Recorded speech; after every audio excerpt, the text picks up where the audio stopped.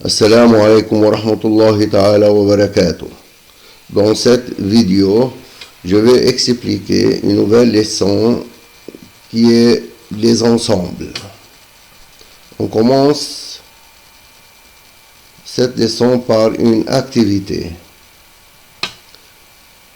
Calculer 2 fois 0, 2 fois 1, 2 fois 2, etc. jusqu'à 2 fois 5. Je trouve 0, 2, 4, 6, 8, 10. Que peut-on dire des nombres 0, 2, 4, 6, 8, 10? Ici, on multiplie 2 fois 0, 2 fois 1, 2 fois 2, 2 fois 3, on multiplie 2 fois 3. Donc, 0, 2, 4, 6, 8, 10 sont les multiples de 2. Ce sont les multiples de 2 qui sont plus grands ou égal à 0 et plus petits ou égal à 10. Parce qu'il y a plusieurs multiples de 2. Il y a aussi 2 fois 6, 2 fois 7, etc.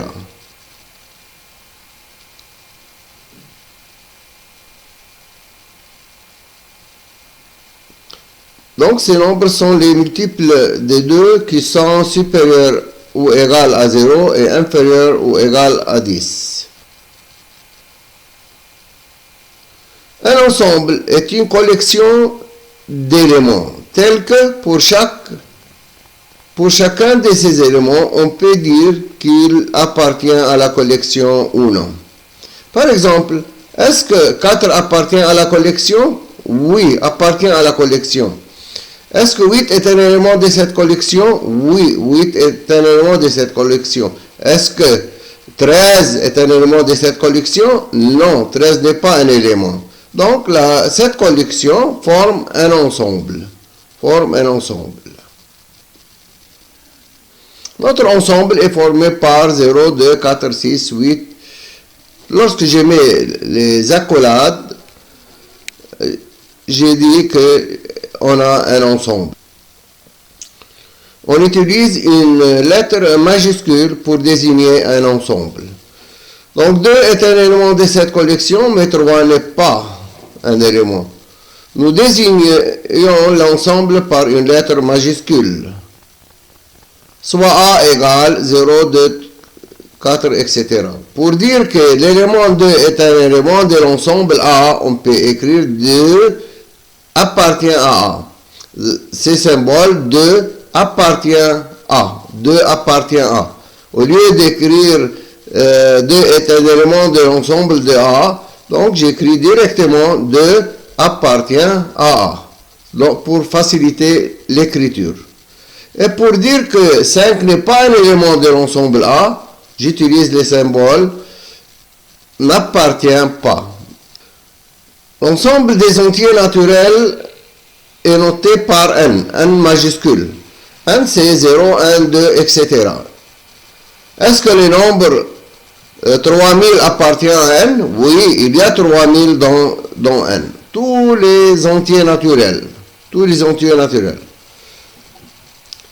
Placer le symbole n'appartient pas, appartient dans le point. Au lieu de point, je vais placer le appartient ou n'appartient pas. 11. Est-ce que 11 est un élément de n? Est-ce que 11 est un élément de n? Oui, il y a 11. 10, 11, 12, 13, etc. Donc, 11 appartient à n. 0,5 appartient à n? Non, il n'y a pas de nombre décimaux dans n. Donc, 0,5 n'appartient pas à n. Moins 3, non, n'appartient pas à n. Radical de 9 égale 3, appartient à n. 13 moins 15 égale moins 2, n'appartient pas à n. 5,7 moins 1,7, ça fait 4. 4 appartient à n. 3,3 plus 7,7, ça fait 11, appartient à n.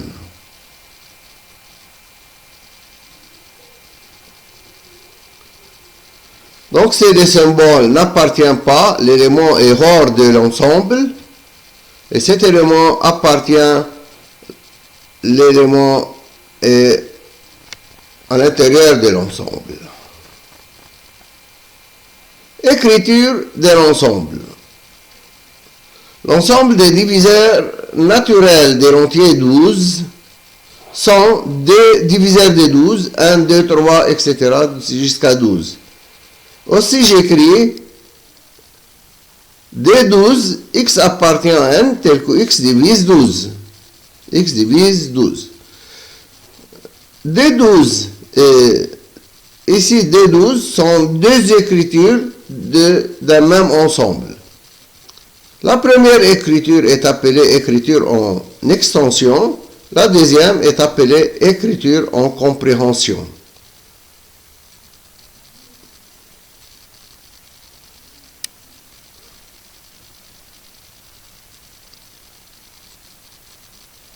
Écrire l'ensemble des diviseurs naturels de l'entier 9. De 9 à 3, 9. Ou bien j'écris de 9, x appartient à une étoile tel que x divise 9. Cette écriture est une écriture en extension. La deuxième écriture est une écriture en compréhension.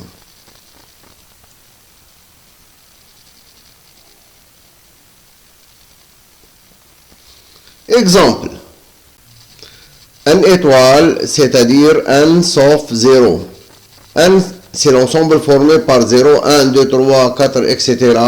Une étoile, c'est l'ensemble formé par 1, 2, 3, 4, etc. Donc, si j'ai dit ensemble avec étoile, c'est-à-dire sauf 0. N'importe quel ensemble avec étoile, c'est-à-dire l'ensemble sauf 0. Écrire en compréhension l'ensemble E égale 1, 2, 4. 1, 2, 4 sont quoi? 1, 2 et 4 sont les diviseurs de 4. Oui. Donc, E, x appartient à l'étoile tel que x divise 4. Écrire en extension l'ensemble B, x appartient à n tel que x plus grand ou égal 5, plus petit ou égal à 7. Donc il faut lister les x dans un ensemble. Les valeurs de x sont 5, 6 et 7. Voici l'écriture de B en extension. Compréhension, extension. Extension, compréhension. Écrire en extension l'ensemble C égale x appartient à n tel que x moins 2 égale à 0. Donc c'est x tel que x moins 2 égale 0. Quelle est la valeur de x? X moins 2 égale à 0, donc x égale 2, appartient à n. Alors c égale 2.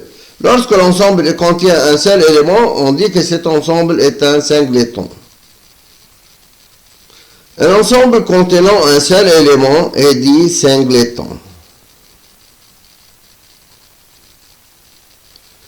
Écrire en extension l'ensemble C, x appartient à n tel que x plus 5 égale à 0. X plus 5 égale à 0 donne x égale à moins 5. Mais moins 5 n'appartient pas à n. Alors C est l'ensemble vide. C est l'ensemble vide, ne contient pas aucun élément. On écrit C égale vide. C'est une représentation de l'ensemble vide. Ce symbole veut dire que C est l'ensemble vide. Ensemble des parties, on considère l'ensemble E des diviseurs de 9. Écrire en extension E, E égale 1, 3, 9. Ce sont les diviseurs de 9.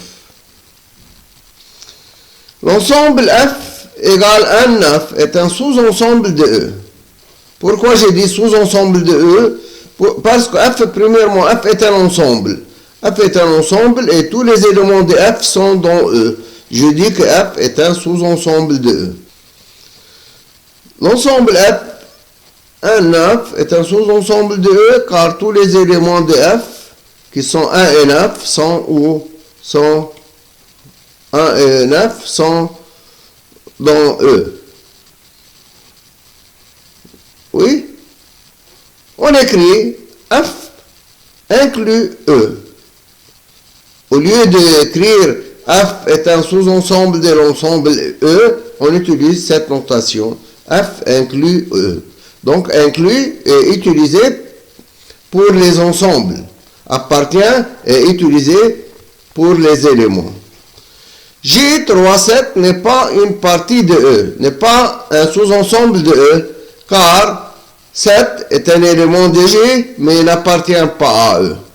Pour qu'un ensemble soit une partie d'un autre ensemble, il faut que tous les éléments de G sont dans E. Parce que 7 n'est pas dans E, alors G n'inclut pas E, et on utilise ce symbole n'inclut pas. G n'inclut pas E. Merci pour votre suivi et bon travail.